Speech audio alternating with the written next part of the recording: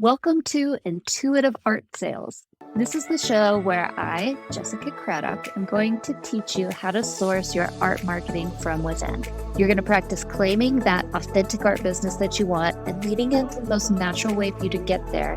You're going to learn to get connected to your intuition, your confidence, and your community so that you can sell your art consistently while holding strong boundaries on your work-life balance.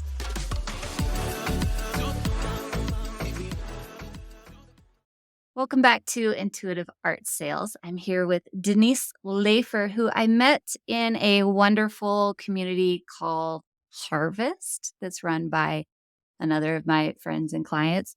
And she was in my small group. So we got to spend, I think it was 10 or 12 weeks together, just talking about art and making and selling and all the fun things. So I thought it'd be nice to invite her and catch up and see what she's been working on, see how I can help a little bit. So Thank you welcome, for having me. Denise. Thanks for being here. Happy to be here. Great.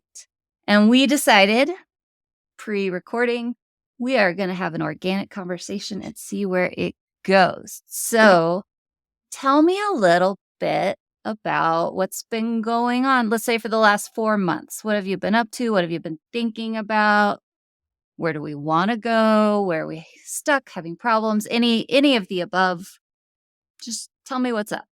So we did have a conversation. Probably we were trying to figure this out before the recording too, maybe about 4 to 6 months ago. And as many people trying to juggle a bunch of things, right? I work a traditional full-time job, raising 2 small children, and then also wanting to really branch out and make this art of mine something special. And by that, I just mean kind of having time to either do it, create or get it out in front of people. And that's kind of where I'm at right now and where I do struggle a bit because finding time to get out there can sometimes be difficult because it matters.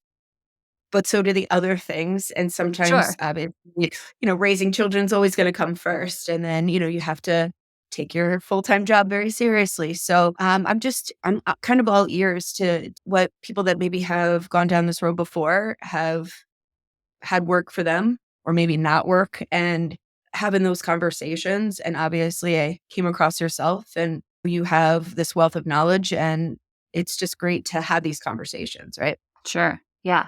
So I'm glad you're here. Yeah. Tell me, let's start with what are we currently doing to put ourselves out there in between all of these other important obligations? Well, one thing I did learn from our small group was you don't always have to think on like the gigantic scale, right? Like there's small things that you can do that can still lead you to where that ultimate goal is. So I kind of approached it that way and things that wouldn't be as intimidating to my day-to-day life, I guess, if you will. So I started teaching workshops locally. One Great. was at like a local nursery, one's at a collective that's near where I live now. Then I've also joined like Instagram lives, which seems like, yeah. And I have found a wonderful community. I've been sharing the information, on socials, and it's just been really great groups of people that are people like myself that are just starting out to people that have, a great following. It's a lot of different types of artists, different types of creatives, but you're still getting your name out there, still making connections, and of course, like learning what works for you and what doesn't. Yeah. So what is the theme, I guess would be the word, behind these lives? You mentioned that there's a lot of artists who join. So what are we talking about in those? So the first one I did actually was there's a lot of vintage shops on Instagram that sell like vintage frames. And that's how I actually came in because I pair a lot of vintage frames with my abstract art, kind of like the old with the new, if you will. And then from that, got relationships with the sellers and then was invited to participate in one. So it was like a combination of both of our shops. And then from that, I did one where a vintage owner actually asked a bunch of artists that she had connections with to join. And that one was about 2 weeks ago, I want to say. Sometimes it's just people to get together to show off what they are featuring on their pages. Okay, so they're mostly based around these vintage frames at the moment. Was it? Yes. Okay, awesome. You also said workshops. Yes. Workshops where you teach art making? So the first one, I with abstract, it has to come from you because otherwise it's not going to work. It's not really as simple as like a paint by number for most people, I should say. So Mhm. I always say, like, create what you want, but sometimes people need a little bit more guidance than that. So I just did my second one and I offered you can either follow along step by step with me. You can kind of follow along where like you use it as a general idea or just do whatever you want. And it was kind of incredible because everyone started the same, and by the end, they all looked completely different. So they used a little bit of guidance to get started because that's sometimes what Right. we all need. Like, you just Yeah. wanna start it, and then from there, you can just let your creativity go, and that's what essentially happens. So the workshop is mostly them applying the paint to their canvas and making it what they want, but then I also am talking a little bit about, different theories, composition, just different things that I've tried, mark making and acrylic versus oil, stuff like that, that while, we're literally waiting for paint to dry, you can still talk about things instead of just sitting there. So it sounds like most of the marketing you're currently doing is for other creatives or other artists, which is not a bad thing. As long as we know where we're going and we're going there on purpose. Right. So switching gears slightly, what is your biggest goal or motivation behind your art business?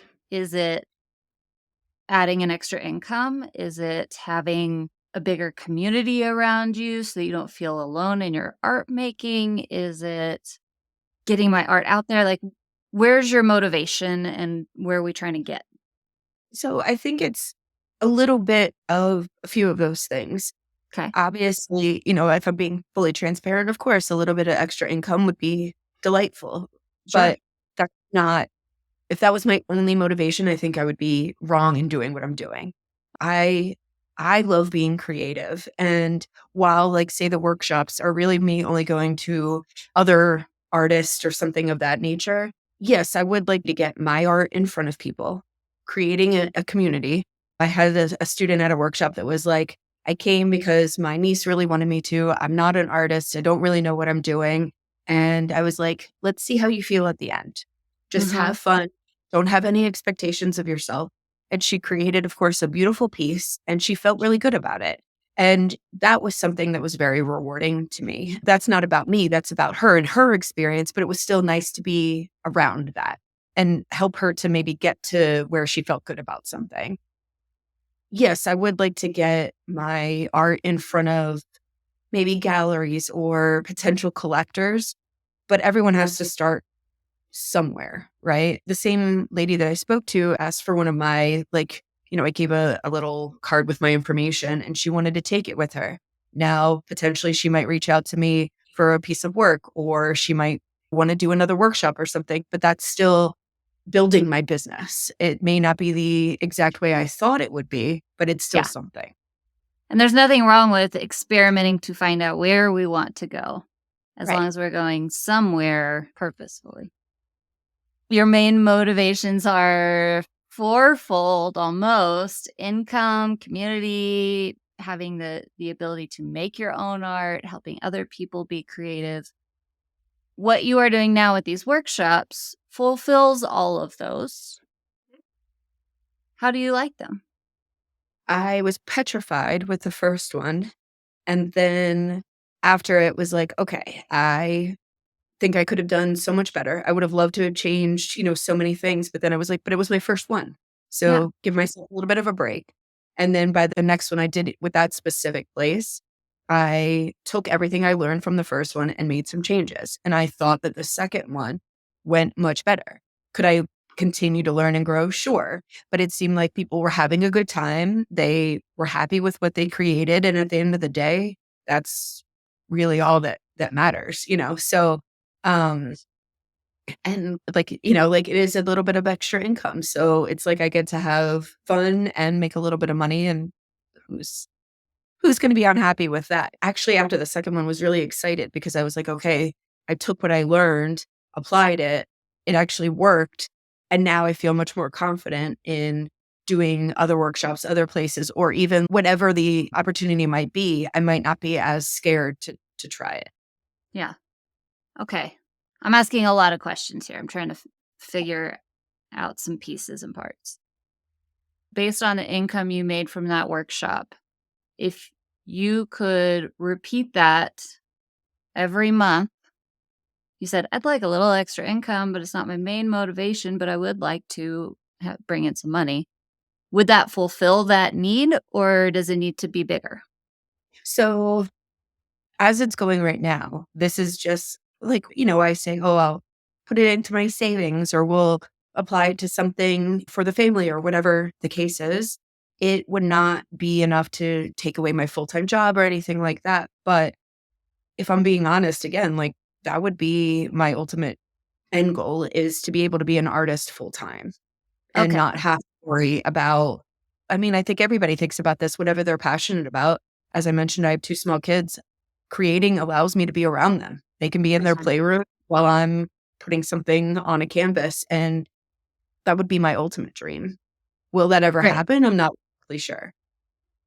Whether or not you believe it will happen, that is where you need to aim. Yes.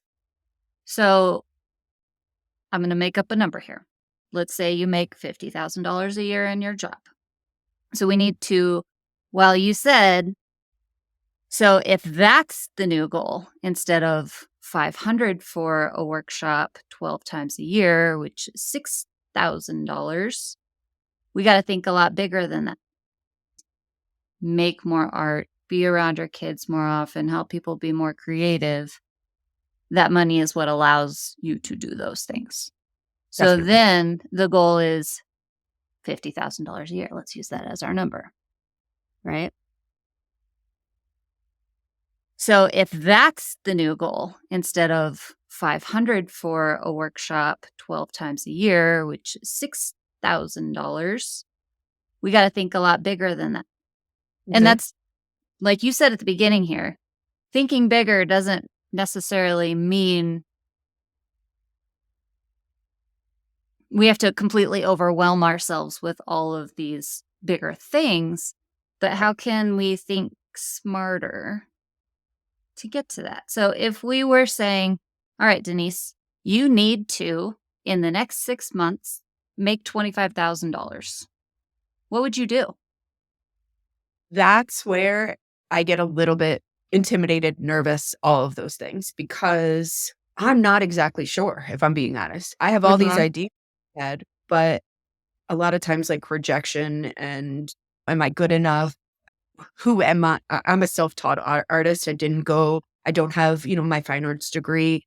There's things that I feel like are some obstacles or hurdles for me to overcome or, figure out before I can say, oh, I can do this, this, and this. Because I know, if you got in front of galleries, if you get in front of collectors, if you do calls for art and your work is successful, obviously website, Etsy, like there's so many ways, but I feel like for every compliment or, "Oh, your work is so great," I get 5 that is like, that's a great hobby." So it's like, just when I feel like I'm getting some momentum, sometimes I feel like I'm trying to run against the tide or something. So that's kind of where I need to somewhat block it out and figure out what's best for me and focus on my work and how I can be better at that and be better at the business side, but I'm struggling with it, Yeah. completely.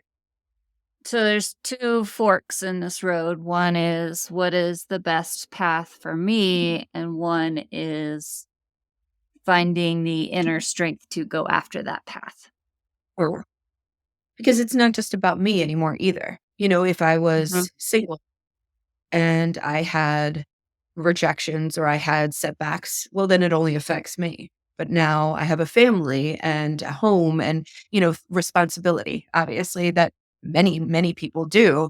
But I think that's what holds us back a little bit because it's like, well, if I take this huge leap and it doesn't work out, what could happen?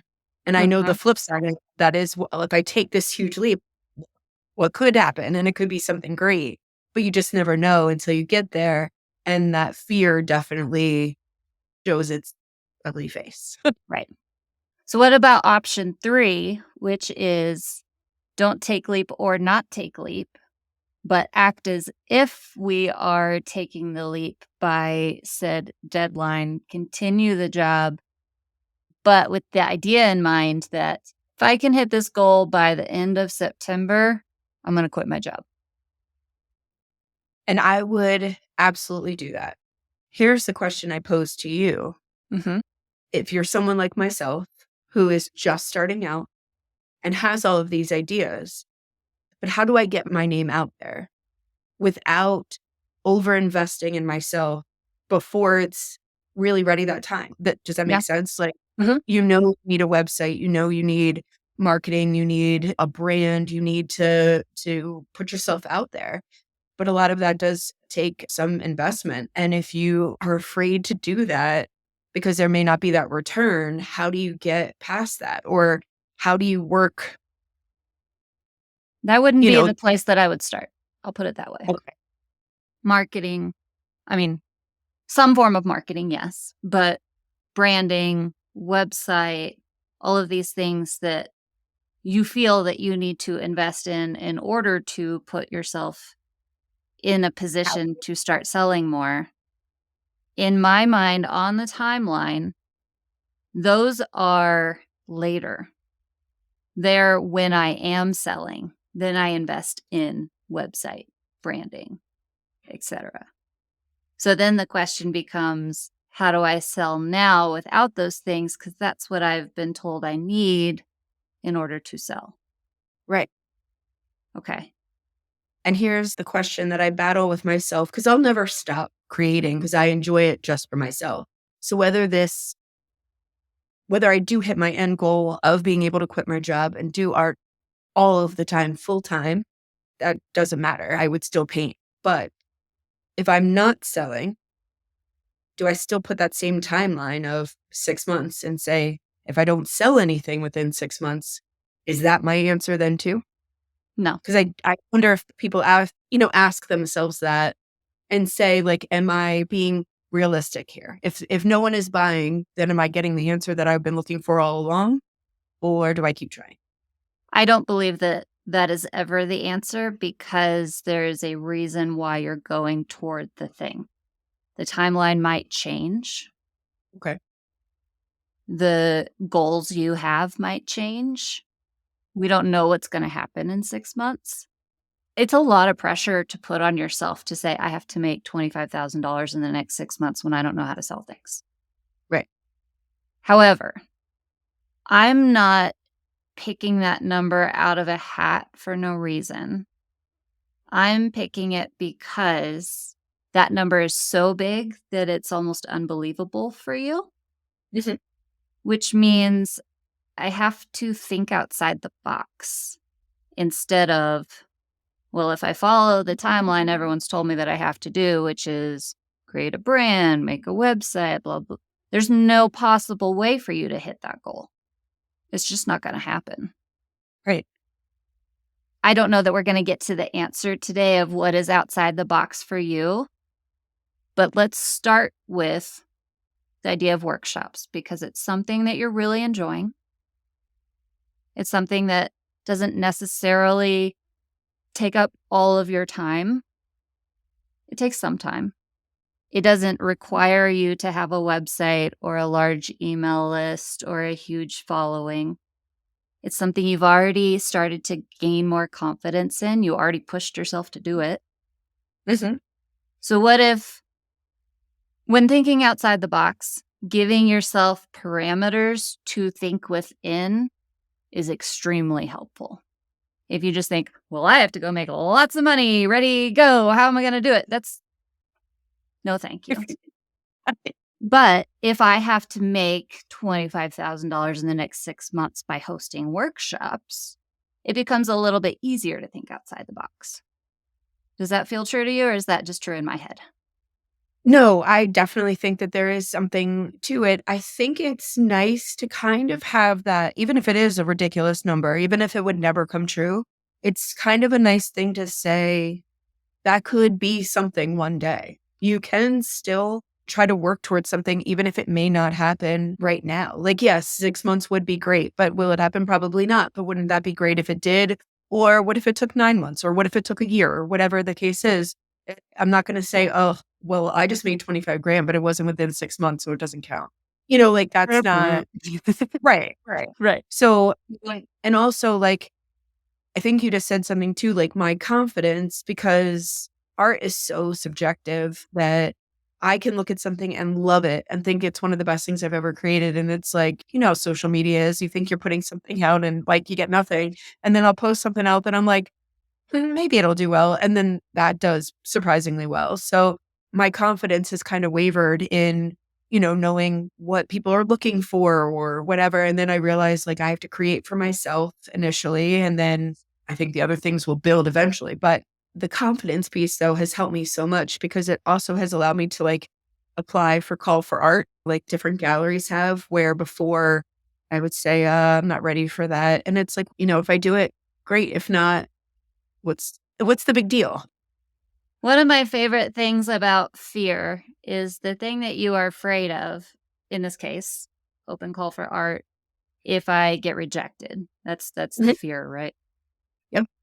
If you don't do the thing you're afraid of, you guarantee the fear will come true, which is you will not be in the show. There's zero chance, 0 chance. you know? Whereas, I don't know, let's go 50-50. You have a 50% chance if you face that fear of conquering it, gaining a little bit more confidence to do it again. If it doesn't happen, okay, it didn't happen, but it wouldn't have happened if I hadn't done it either.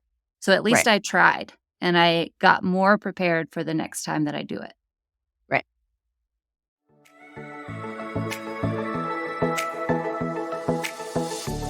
Hey there, lovely listeners of Intuitive Art Sales. It's Jessica Craddock, your guide to navigating the exciting world of marketing from an authentic place.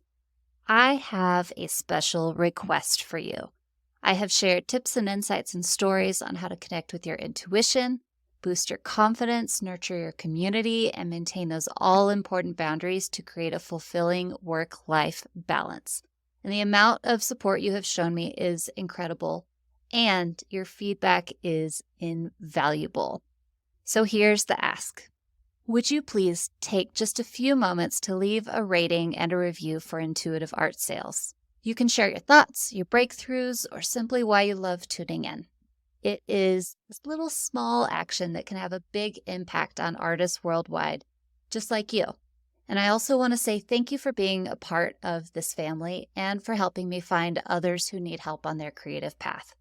Your unique voice matters, and together we're making the world a more inspired and vibrant place. So, with so much gratitude, thank you for rating and reviewing us on your favorite podcast platform. It means the world to me.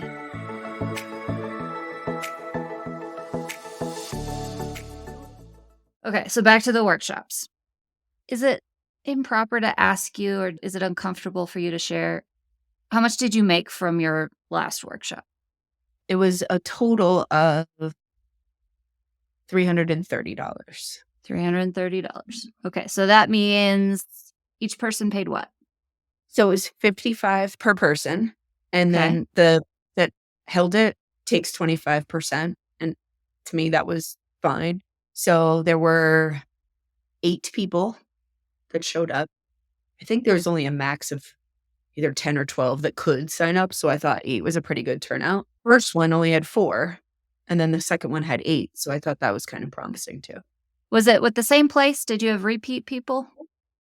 No, they actually did ask that, and it was not repeat people, but the first one, in all honesty, was during a blizzard in, like, January, so it was a little tricky with that one. This one was all new students, but there was quite a bit of, like, how often do you do these? Are you doing another one? So that leads me to hope that they might come back for another. Okay. So, new question. How do you feel about One, continuing to host with a venue such as this and maybe finding some more? And how do you feel about hosting your own? Are both possible? I kind of like having it at a venue because they have tables, they have chairs, they have the actual like building for it to be held in. When you think about it on a base level, maybe I could do that, but you need like insurance and you need like different things because if somebody, Do you need insurance for workshops? I am not sure because if somebody was to get hurt or something, like I don't know if you want to get into that, but like I don't know the answer, so we're not gonna go there, but that's something to think about.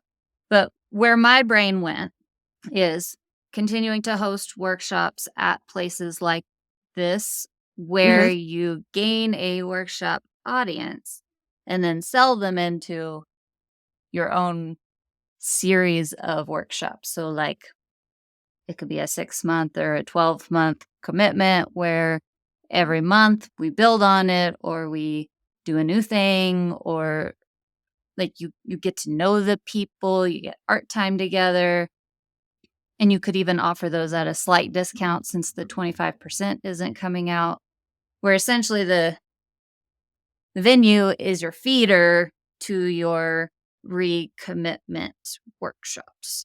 So it might be that you would need somewhere that would be willing to host those for you. But yep, that's where we're thinking outside the box here, and some problem solving always comes along with that. But let's just run some numbers real quick. Let's say, what is 25% of 55?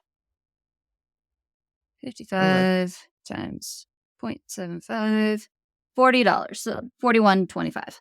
Let's call it 40. So let's say at $40 a pop, you would need to host so many. $50,000. A lot divided by 40 would be 1,250 participants in a workshop. Okay, Now, that doesn't include the fact that some of those could be repeat. right. So, if you had 8 people at your last one, the easiest way to sell is to sell to people who have already bought from you. When I do these workshops, would you recommend like having almost like an email sign up, have like somebody sign up at when they join my workshop so that I can reach back out to them? Yes, if they're like, I just want to stay in your orbit. No, if they're asking when's the next one. You just sign them up for the next one. Okay. So if it's 1,250 participants, and let's say for each venue place, you get 8 people, and 5 of those want to continue, and you do a 6-month commitment. So you have then 30 of those 1,250 plus the 8 that you just hosted. So then that becomes 38 of your 1,250. You do that 32 times, you hit 20.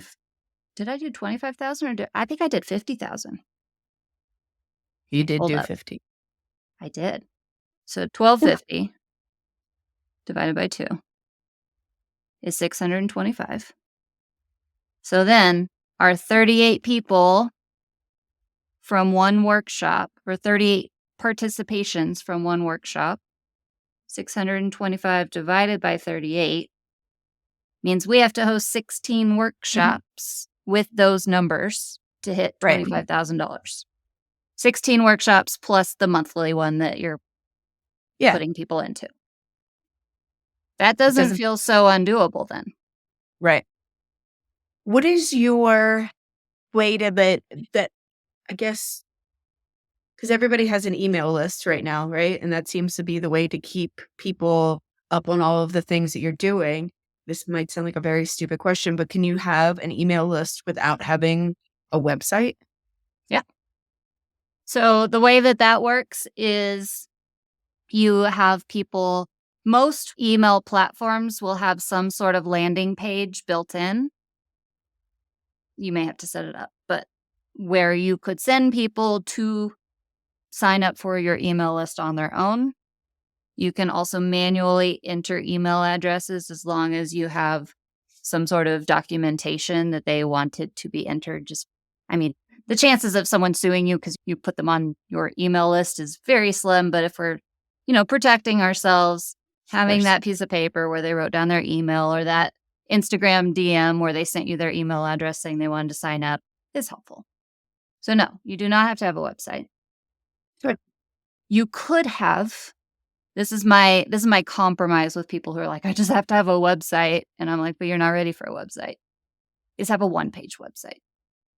I'm Denise. Here's a paragraph about me. Here's what my work is about. Here's some images. Sign up for my website. That kind of thing. Gotcha. I have no problem waiting until it's Yeah. appropriate. I just, like everywhere you go, people are like, what's your website? And it's like, well, I'm just trying to get out there first. Can I use myself? Can you check my stuff out? Because Send them to your Instagram. that's what I usually try to do. This is my current portfolio. This is where it's the easiest to contact me. This is where you can stay in my orbit until I have more. Right. It's a perfect way to put it. Yep. Mhm. So that being said, what's your next steps? Well, I want to figure out, I really like this idea of the workshops of like the 1, 3, 6, whatever it is, months commitment and gaining more of a community, more of a following that way. And I really do want to kind of set up some way to put together like some sort of newsletter, gather people's emails to keep up on what I think I can manage that. Because let's be Yeah, honest, you have all of these ideas, but if you cannot put them into action in what your real life is, it doesn't matter. has no impact. Yeah. Right. And sometimes I sit there and go, oh, I need to do this, I need to do that. And like could have like 15 things and then don't do any of them because I don't know where to start. So you said, I like the idea of the recurring workshops. So finding a way to make that happen, whether it's asking different venues, whether it's that you're already working with, whether it's going to a church building and being like, hey, can I rent one of your rooms? Like something along those lines. Where could that happen? How could that happen? Because that's kind of integral to the work you're doing turning into more money instead of just the one workshop. 2 is setting up an email list, which quite honestly, you could do after this call and be done with it by the end of the day. And by the end of the day, I mean like 30 minutes. It's not that hard to set up. Okay. The biggest thing you're probably going to run into is, well, which one do I want to use? If you want to pay for it, I've been asking around with other artists because I know what I like, but I'm asking artists what they like. The consensus has been, if you want to pay for it, use Flowdesk because it's really intuitive and pretty. If you want to keep it free for a while but still have a pretty good platform, use MailerLite. What is it called? MailerLite. Thank you. You're welcome. So that's done. Now you just got to go get an account, figure out your recurring venue. And then I would say, if I'm picking your action steps, step 3 is asking more places or asking the place you have to host more workshops. Can I host Yep. more workshops with you for the 25% fee? And if they say, well, we're booked, start asking other people. Here's what I've been doing for this other place. They take 25% for having the tables and the chairs. I don't know if they brought the people or if you brought the people, but here's how it worked with them. Is that something that you're interested in? Yes. And it's funny you say that because I literally was looking last night at somewhere at a different location and thinking, I think I could reach out to them. And Mm-hmm. I like what you just said though, because I was like, how do I like open that dialogue? And I can say now I've already been doing workshops at this place. This is what they take. Are you interested in something similar? Yeah. So think of those as features. Those are the logistics.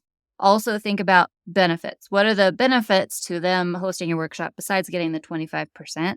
Maybe it's I will co-promote it, which will bring more eyeballs to your business. Maybe it'll create let's say it's a floral shop. I don't know. we can do a workshop around some of the flowers that you have in your shop so that people can really see the beauty in them, and we'll paint the feelings behind them. And I'll give you my creation. What are the benefits of them hosting it so it's an easy yes for them? I'm going to challenge you though. The recurring venue is going to be a challenge, but it's not a challenge outside your comfort zone. It's just a how do I figure out this problem challenge. Email list, check. More workshop venues. That's where you have to step outside your comfort zone a little bit and start asking people for their Right. space. So some are going to say yes and some are going to say no. If 16 is our goal, I'm going to challenge you. This is going to be hard. I don't make it too hard. I want you to do it. Where's in between challenging and not too hard? I want you to find 10 people to talk to. We're going to assume we're playing numbers games here. We're going to Okay. assume a 50% conversion rate, meaning 5 of them are going to say yes. And maybe we can get those 5 yeses to do it 3 more times. So then it's 15. We're almost to 16. Cool. So 3 action steps. How does that feel? Can you do it? I think it's doable. A bit challenging, as you said, but nothing that I think is completely out of a ballpark of it. Yeah. So I've got one last homework for you. So, Because I think this is the really missing piece. Because I just gave you a strategy and you could or could not go do it. Like, right. you know the steps. The real challenge is going to be, you said, who am I? Am I good enough? I'm self-taught. Some people don't like my work. Getting past that Mhm. to, this is my goal and I want to hit it. And even if I fall way short, I'm aiming big here. I'm still going to be really proud of myself at the end. So what is your motivation? I asked you a little bit about that, but it's kind of surface level. I want you to go deeper. Why do I want to quit my job and be an artist full time? How does that really enhance my life, my family's life, other artists, other people who maybe not be creative, but take these workshops? Like, what's going to be motivating enough for you to get outside of that fear space and do it anyway? I feel like, as you said, like I gave a surface answer because sometimes the real answer is deeper than that, obviously, right? Uh-huh. And be personal. And I have no problem sharing, but I lost my mom at the end of last year and it changes you, or it changed me. It changed my priorities. It changed what I thought was important in life. And my people are what's important. I create for them, for me. And at the end of the day, I just want to be with them as much as I can and not take that, time for granted. And when I get to do something that I thoroughly enjoy so that I can also spend time with them, I honestly can't think of anything better than that. So, um, I don't, I felt that. yeah, I I mean, and I believed don't, you. losing her was the first big loss in my life. And I'm lucky that I'm in my 40s and can say that. Not everybody can, but it was a big one, and it really did. It's life changing, and you can't take things for granted anymore. And even the little things can end up being big when you don't have them anymore. So, like, related but unrelated, I always talk about how I used to drink coffee with my mom in the morning, and it seems such a simple thing when we were doing it. And you don't think about it until you don't have it anymore. And so, to circle back to art, also, she was my biggest fan. I showed her everything. I asked her what she thought about everything. And I always laughed because I could have probably shown her, like, I don't know, the worst thing you've ever seen, whatever that would be to somebody. And she would have still been like, oh, it's beautiful. I love it. And she would have meant it. And I miss that terribly. And she would be so disappointed if I gave it up because she's not here anymore. And that's another motivating factor that I kind of want to do it, in honor of her, but then also continue it because she's not here anymore, and do it for the other people that are. still with me. Can you go write all that down? Yeah. Because no matter what you are facing, if you read that, you're gonna go, I don't care. I'm doing it anyway. Yeah. It's You're for right. her. Yeah. Mhm. It's funny when you say things out loud, how it can kind of change you and you can really think about something because at the end of the day, you're right. Strangers that say things to me are not going to change my motivation when it comes to something as big as what I just said. No. I say this in the kindest way possible, but screw them. Yeah. And no matter what you do, this was a huge fear of success for me and probably still has some little foothold. But people saying mean things to me about what I'm doing, I really kept myself under a rock as much as I possibly could while tricking myself into believing that I was working hard to reach my goals. But really, I was very scared of that happening. And so I, for a very long time, didn't go full speed, like maybe 20%. And I was working, but I was keeping myself safe in the safe zones, not really making any progress. Right. It's Okay. that time, right? It is. And you can do it. I mean, the amount of outpouring of love, of motivation, of I don't even know what the words are that I'm looking for, but that you just shared, you can do anything. And you have a strategy. You can follow it or not follow it, but you have a strategy and you saw how we thought through it to make it a possibility.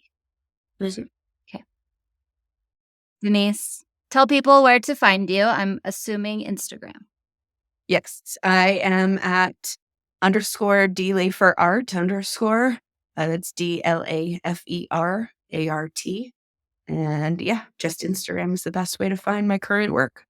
Perfect. And what if they could do one thing when they got there, what would you tell them to do? Just take a look. Don't just stop at one thing because I just feel like there's something for everybody. And I just, Spend some time. Look around. spend some time with what I've created. And I would greatly appreciate that. Beautiful. Okay. Thank you, Denise. It was fun. I enjoyed it. Hopefully, I'll talk to you soon. Okay. Thank you. Bye. Bye. Thank you so much for listening to this episode. If you haven't yet, be sure to hit subscribe so that you can get new episodes loaded straight onto your phone as soon as they're ready. And as an added bonus, when you subscribe, it helps other artists find this advice so we can learn how to make our art more valuable as a community. What could be better than that? And be sure to say hello and let me know you've been listening over on Instagram. My handle is @ArtistMarketCo. I would love to hear from you.